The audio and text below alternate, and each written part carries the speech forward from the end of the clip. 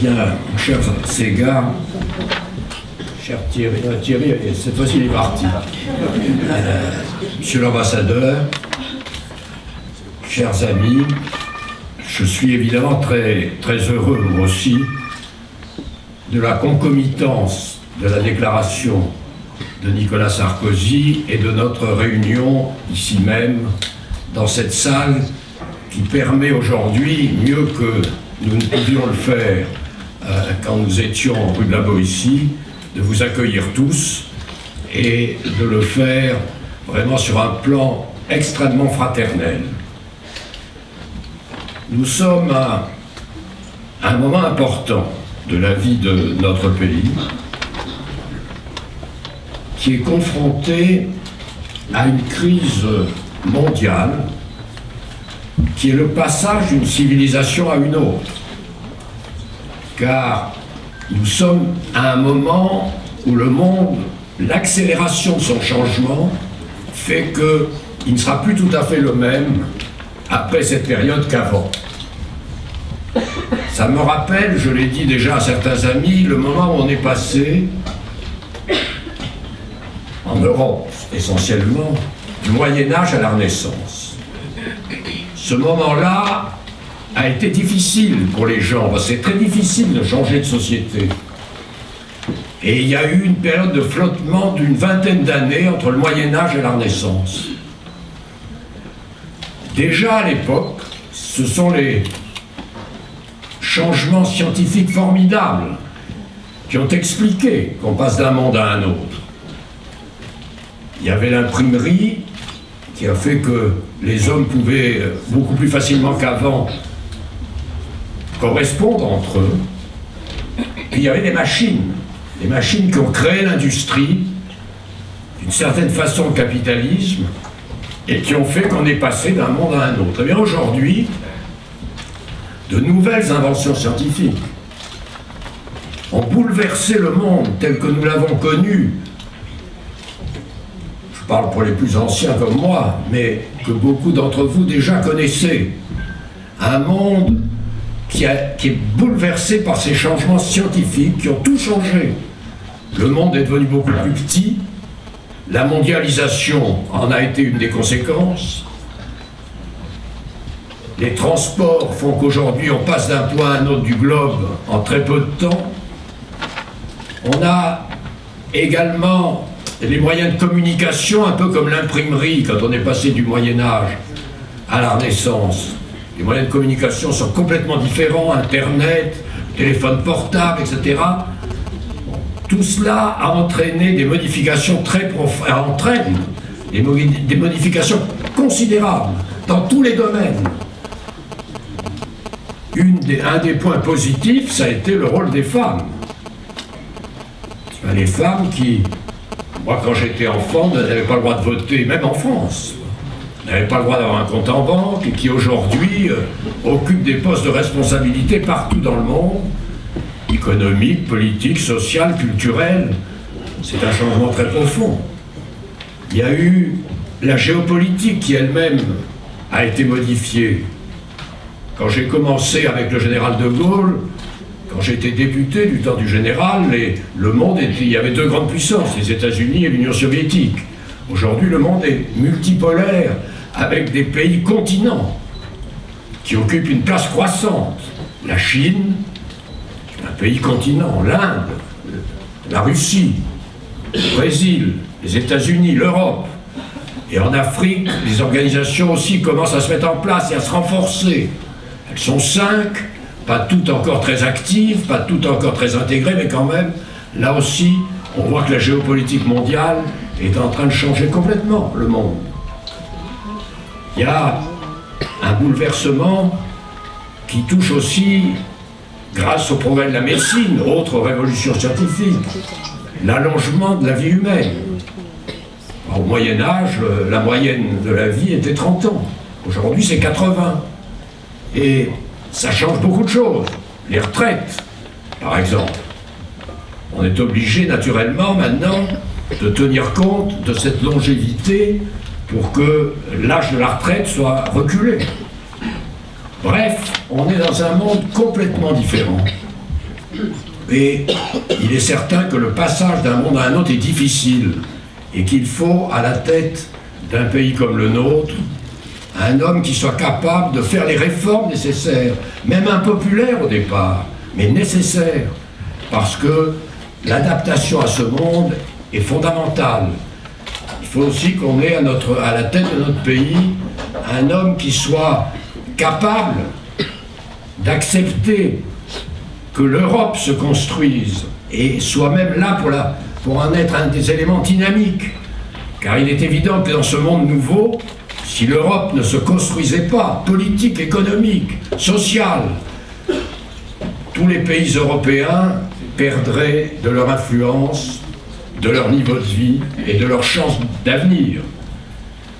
Donc nous avons, je crois vraiment, toutes les raisons d'espérer que Nicolas Sarkozy continue le travail qu'il a commencé, qui a été très difficile ces 3 dernières années à cause de cette crise et des conséquences qu'elles avaient nécessairement sur l'emploi, sur le niveau de vie, etc. C'est très difficile.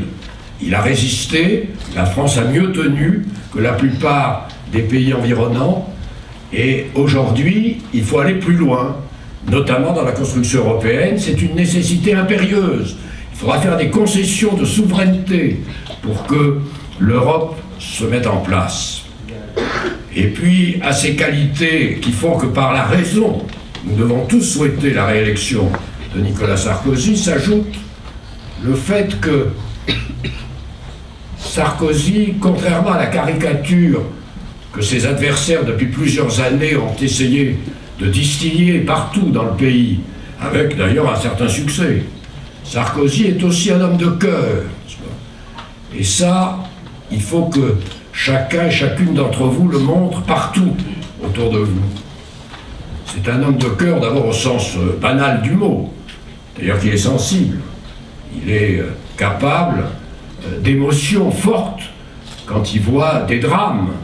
Il est le premier à se battre jour après jour pour délivrer les otages français, recevoir ensuite avec humanité les familles, à se battre quand il y a un crime crapuleux pour qu'on en trouve les coupables d'un côté, et que d'autre part, il reçoit les familles. Moi j'ai été avec lui plusieurs fois dans ce cas, avec une gentillesse et une bonté qui montrent qu'il a du cœur, comme il l'avait montré d'ailleurs quand il avait lu la lettre de ce petit Guy qui allait mourir et qui a écrit une lettre magnifique. On a vu l'émotion de Nicolas Sarkozy à l'époque. Et puis il a du cœur au sens romain du mot, c'est-à-dire qu'il a du courage. Nicolas Sarkozy a un courage physique d'abord, incontestable. Là aussi on l'avait vu quand il avait délivré tout seul en négociant en tête à tête avec des preneurs d'otages à Neuilly. Moi je l'ai vu il y a 2 mois quand tous les services spéciaux lui déconseillaient d'aller en Libye, où il y avait des menaces d'attentats extrêmement fortes contre lui. Il y a été quand même, parce qu'il estimait que c'était son devoir d'être là. Et il a un courage moral qui est indispensable au chef d'État, à fortiori dans les périodes de crise. Un courage moral qui fait qu'il est capable de prendre des mesures qui au départ ne seront pas comprises et qui ensuite s'avèreront nécessaires. Et il le fait sans aucune démagogie, au contraire, en prenant le risque d'une certaine impopularité du moment. Et quand aujourd'hui il propose qu'un certain nombre de textes qui sont bloqués parce que les organisations diverses du pays s'annulent et ne veulent pas des réformes, eh bien il s'adressera au peuple pour que celui-ci approuve ces réformes après les avoir comprises. Donc tout cela, toutes ces raisons font que je suis convaincu que la réélection de Nicolas Sarkozy sera pour notre pays une assurance, une garantie que nous saurons passer le cap de cette période difficile et que nous arriverons avec un homme humain et un homme compétent à vaincre tous ces périls. Je suis évidemment heureux de retrouver non seulement les amis de l'UDR, parce que moi je suis un ancien, j'ai appartenu à 2 UDR dans ma vie. Quand j'étais député sous le général de Gaulle, j'étais député UDR, c'était l'Union de défense de la République, et j'étais même au bureau politique de l'UDR, tout jeune, j'étais le plus jeune, je crois, du bureau politique à l'époque, comme aujourd'hui je suis au bureau politique avec ces gars de l'UMP. Et j'ai appartenu tout de suite à l'UDR quand elle s'est constituée, en étant le président d'honneur, ce qui m'a permis de mieux comprendre, de mieux approfondir les problèmes que la diversité connaît dans notre pays, connaissait, et qui a parachevé un peu ce qui a été le travail de toute ma vie, qui est de lutter contre toutes les discriminations, a fortiori ethniques ou raciales,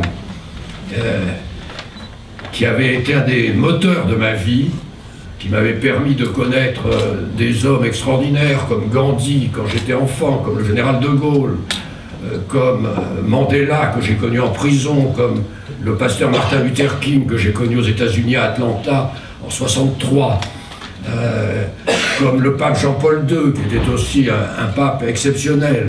Mais tous ces hommes, tous ces responsables ont aussi lutté toute leur vie pour que tous les hommes aient les mêmes droits et la même dignité. Et l'UDR a commencé dans cette maison, c'était à ce moment-là à rue de la Boétie, enfin cette maison de l'UMP.